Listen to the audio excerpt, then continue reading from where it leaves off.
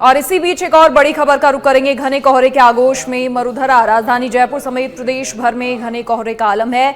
मावठ के बाद घना कोहरा और सर्दी के तेवर भी तीखे। विजिबिलिटी कम होने से सड़कों पर आवाजाही कम होगी। सड़क के साथ रेल हवाई सेवाओं पर भी कोहरे का असर। मावठ ओलावृष्टि से प्रदेश भर के तापमान में गिरावट। तापमान में गिरावट की वजह से ठिठुरन भी बढ़ी और गलन वाली सर्दी देखने को मिल रही है। कोहरे और कड़ाके की ठंड के बीच घरों में दुबके हुए लोग, वहीं लोग कई जगह सर्दी से बचने का जतन करते हुए नजर आ रहे हैं। अलाव का सहारा ले रहे हैं।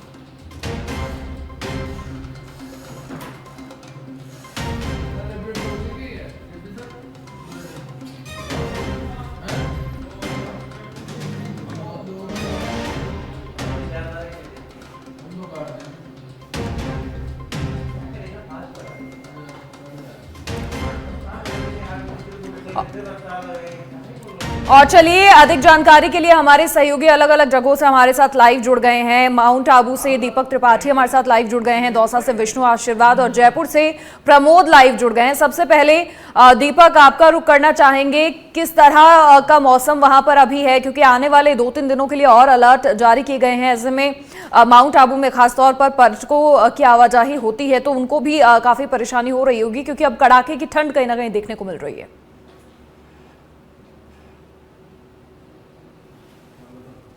प्लस में 2 से लेकर 8 डिग्री के बीच में वेरिएशन दिखा रहा था। वहीं आज माउंट आबू का तापमान लगभग -1 से 2 डिग्री में है। मेरे कैमरामैन सहयोगी दिखाएंगे कि पोलो ग्राउंड में जहां हम खड़े हैं वो पूरा बर्फ की चादर में तब्दील हो चुका है। और जो कुछ यहाँ के पर्यटक है, जो जागरूक पर्यटक है, जो बर्फ देखने ही आते हैं, वो लोग यहाँ पर वीडियोग्राफी फोटोग्राफी करते हुए नजर आ रहे हैं और उनसे बात करने का भी प्रयास करेंगे। वो लोग कहाँ से आए हैं और कैसे देखते हैं माउंट आबू का। तो कहाँ से आए आप? चित्तौड़गढ़। और यहाँ का मौसम कैसे देखते हैं? सुबह पूरे गांव में बर्फ जमी हुई, आपने जैकेट स्वेटर वगैरह सब पहना हुआ है, तो कैसा सोच के वैसा है या अलग है? अच्छा लग रहा है यहाँ पर, क्योंकि काफी दिनों में बर्फ जमी। मैम आपसे आपने इससे पहले कभी माउंट आबू में ऐसा बर्फ का नजारा आया देखा हो, कैसा लग रहा है आपको? बहुत अच्छा लग रहा है। और देखिए जैसे चद्दर बिछी हुई जी हाँ, गाड़ियों पे मेला नहीं लगा, संडे के बर्फ है, तो आप कैसे देखते हैं? तो देखिए ये मेरे साथ जो चित्तौड़ से आए हैं, चित्तौड़ का तापमान लगभग 13 से 14 डिग्री होता है और वहीं पर यहाँ का जो तापमान है वो लगभग -2 में है। ऐसे में ये देखिए यहाँ के कुछ स्थानीय निवासी भी इस बर्फ का आनंद लेने आते हैं। मैडम आप यहीं रहते हैं तो इतना जल्दी उठ कर कैसे एंजॉय करते हैं इसको? घूमने के लिए आए। ठीक है, मैं आपने बताया कि आप यहीं रहते हैं इसलिए बताइए कैसा मौसम है और कैसे अहमदाबाद कैसा देखते हैं और यहाँ कैसा देखते हैं? नहीं, वहाँ तो ये कुछ भी देखने को नहीं मिलेगा। कैसे एंजॉय कर रहे हैं? बहुत बहुत बहुत बर्फ है पूरी जगह पर, गाड़ियों पर, मैदानी इलाकों में सभी जगह सेल्फी ले रहे हैं। अभी पूरा नक्की राउंड हम लोग 5 बजे से राउंड मार रहे हैं। बहुत अच्छा फील हुआ सीरियसली। तो ये देखिए ऐसा सर्दी में जो मौसम का आनंद लिया जाता है उसका यहाँ के जो दर्शक है पूरा आनंद ले रहे हैं। और सब जगह जो बर्फ की चादर है वो एक अपने आप में अनूठा दृश्य देती है। और आने वाले 31 दिसंबर को जो लोग यहाँ एंजॉय करने आएंगे उनके लिए वाकई एक बहुत अच्छा मौसम होगा। जी मनीषा। विष्णु, आपका रुख करना चाहेंगे, क्या कुछ वहां का नजारा है, क्योंकि देखिए अब कड़ाके की सर्दी पड़नी शुरू हो गई है, कोहरा हर जगह देखने को मिल रहा है।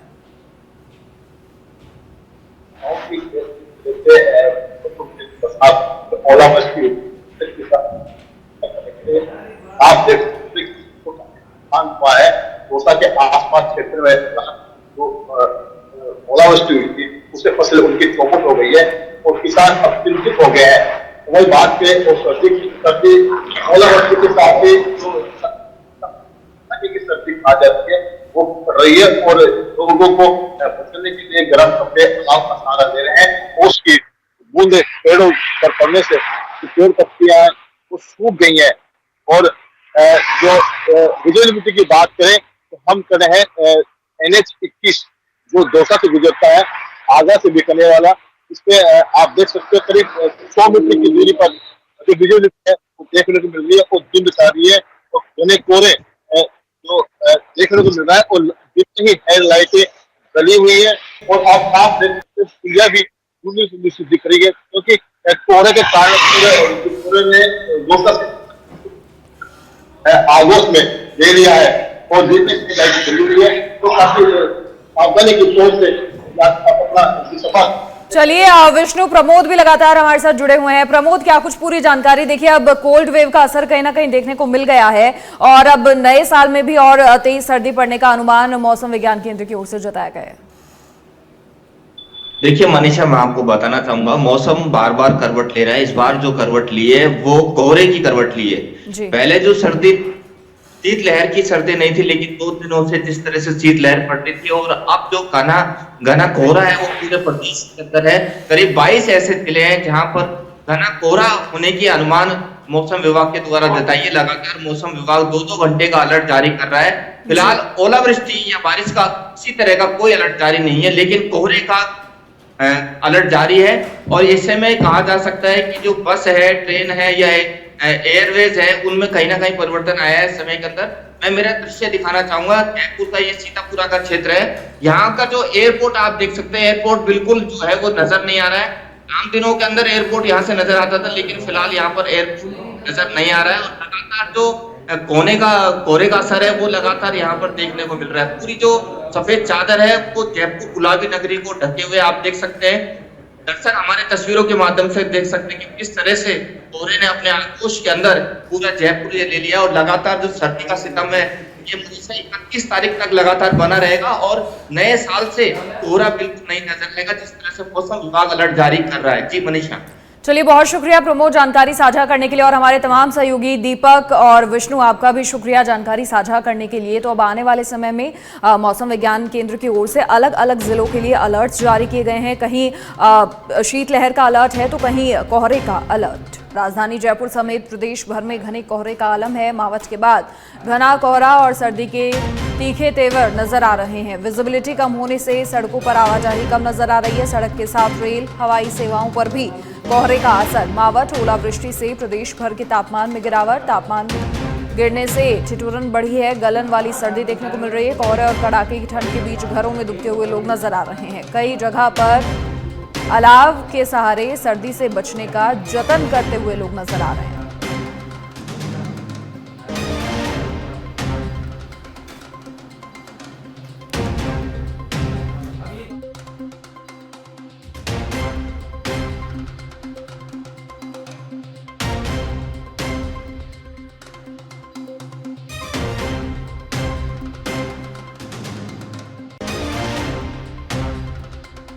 समेत प्रदेश भर में कोहरे का आलम है। मावठ के बाद घना कोहरा और सर्दी के तेवर तीखे दिखाई दे रहे हैं। विजिबिलिटी कम है, सड़कों पर आवाजाही कम नजर आ रही है और विजिबिलिटी कम होने से निश्चित तौर पर वाहन चालकों को भी परेशानियों का सामना करना पड़ रहा है।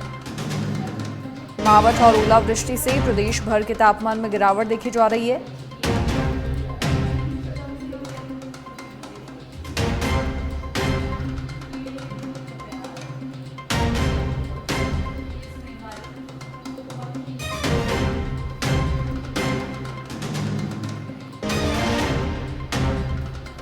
तो चलिए, अधिक जानकारी के लिए हमारे सहयोगी कौशल चूरू से साथ जुड़ गए हैं और जयपुर से मलखान मीणा हमारे साथ लाइव जुड़ गए हैं। सबसे पहले मलखान, आपका रुख करेंगे। देखिए, मौसम विज्ञान केंद्र की ओर से आगामी 2-3 दिनों के लिए तो अलर्ट है ही और इसी के साथ नए साल में भी आगे आने वाले समय में और कोहरा देखने को मिल सकता है। क्या कुछ पूरी जानकारी?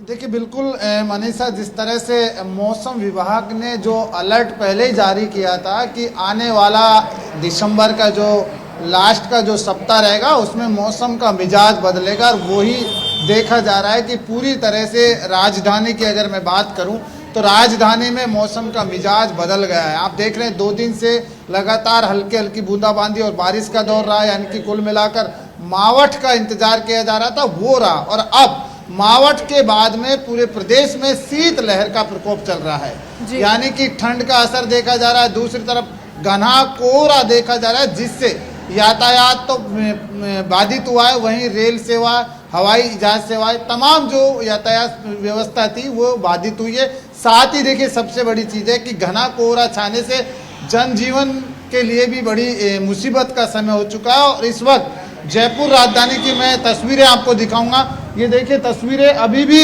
सड़कें सूनी नज़र आ रही हैं, क्योंकि जिस तरह से जो कोहरा छाया हुआ था, उसके बाद में ठंड का असर बढ़ा। ठंड का असर बढ़ने के बाद में पूरी तरह से सड़कों की बात की जाए तो सड़कें सूनी नज़र आ रही, क्योंकि जो यातायात चलता है उसे काफ़ी परेशानियों का सामना करना पड़ता है, अपनी हेडलाइट जलाकर चलना पड़ रहा है। तो कुल मिलाकर इस वक्त दिसंबर का जो अंतिम पड़ाव चल रहा है, नई साल का आगमन होगा, उसी वक्त को लेकर यहाँ पूरी तरह से सर्दी का मौसम है वो बदल चुका है। ठंड का असर सबसे ज़्यादा देखा जा रहा है और इस वक्त आप देख रहे हैं कि पूरी राजधानी में पूरी तरह से जो आसपास का इलाका है वहाँ पर घना कोहरा छाया हुआ है, जिससे कि आम जन को काफ़ी नुकसान हो रहा है। साथ ही देखिए घना कोहरा छाने से मनीषा सबसे बड़ी चीज़ है जो मावठ हुई, उससे तो किसानों के लिए खुशखबरी थी। चलिए मलखान, फिलहाल कौशल भी हमारे साथ लगातार जुड़े हुए हैं, उन्हीं का रुख करेंगे। कौशल, चूरू से क्या कुछ अपडेट है, क्या कुछ टेम्परेचर वहां का फिलहाल है? देखिए, मैं यहाँ दर्शकों को बताना चाहूंगा कि चूरू विश्व में सर्दी को लेकर अपनी अलग पहचान रखता है। यहाँ तापमान माइनस में चला जाता है सर्दियों में, वहीं गर्मियों की अगर बात करें तो तापमान 50 डिग्री के ऊपर चला जाता है। फिलहाल की अगर बात करें वर्तमान में 5 दिनों से पिछले भयंकर ठंड है। हालांकि जो तापमान है वो ऊपर की तरफ राइज कर रहा है, लेकिन मावठ की वजह से और बारिश की वजह से ठंड ज्यादा बढ़ गई है, लोग ठिठुरन महसूस कर रहे हैं।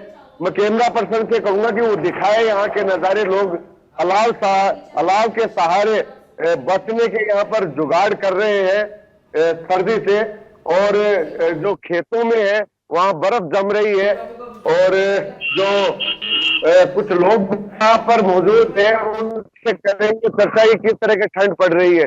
जी, किस तरह की ठंड पड़ रही है? ठंड बहुत है साहब, है 4 दिन से, परसों से बारिश शुरू है और ठंड का इतना ठंड ज्यादा है कि आदमी को बाहर निकलने में भी डर लगता है।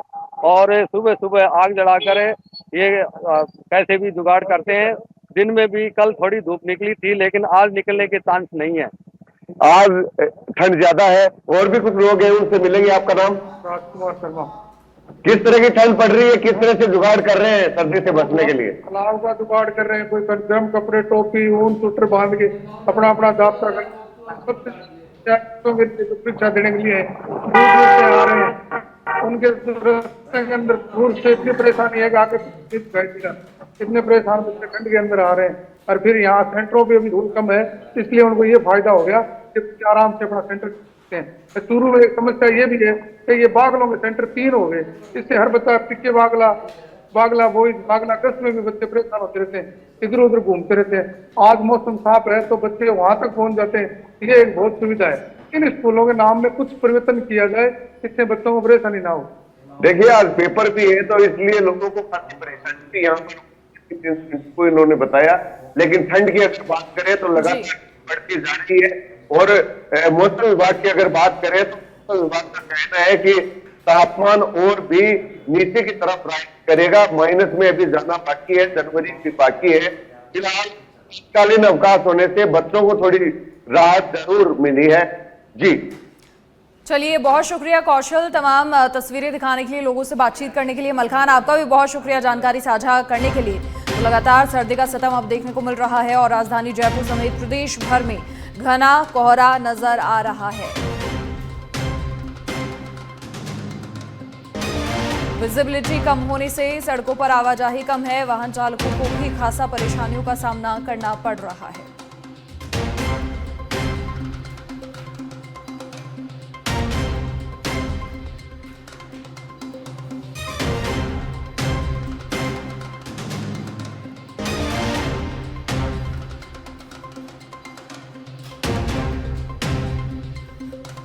प्रदेश भर में लोग सर्दी से बचने के लिए अलाव का सहारा लेते हुए नजर आ रहे हैं। घरों में हीटर जलाकर सर्दी से बचने का प्रयास करें।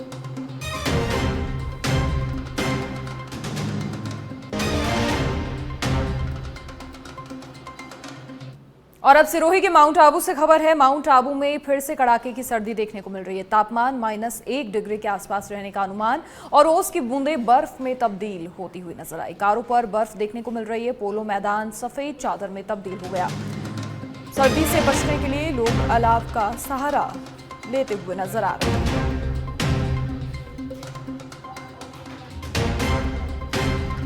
तापमान -1 डिग्री के आसपास रहने का अनुमान है। सर्दी से बचने के लिए लोग अलाव का सहारा ले रहे हैं और ओस की बूंदें बर्फ में तब्दील हो गई हैं।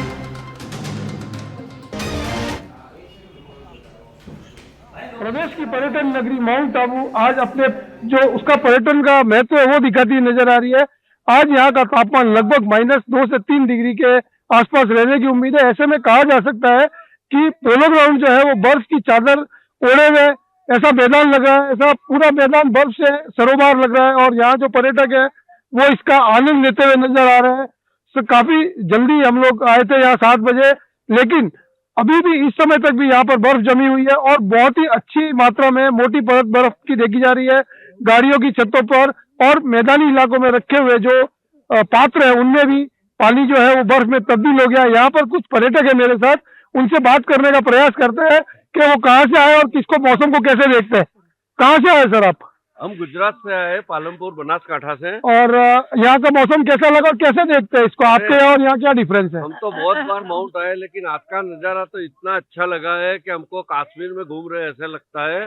और अभी तो ये पोलो ग्राउंड में 7:45 बजे भी इतना माहौल अच्छा है, पूरी चादर बर्फ की बिछाई हुई लगती है और थोड़ा थोड़ा सुनहरा वो सूरज की धूप आ रही है, बहुत अच्छा लगा। क्या ऐसी उम्मीद थी ऐसा मौसम रहेगा या कैसा है? हमको बर्फ देखनी थी लेकिन उम्मीद नहीं थी, लेकिन आज हमारा नसीब अच्छा है कि इतनी अच्छी बर्फ 7:45 बजे भी मिल गई है हमको।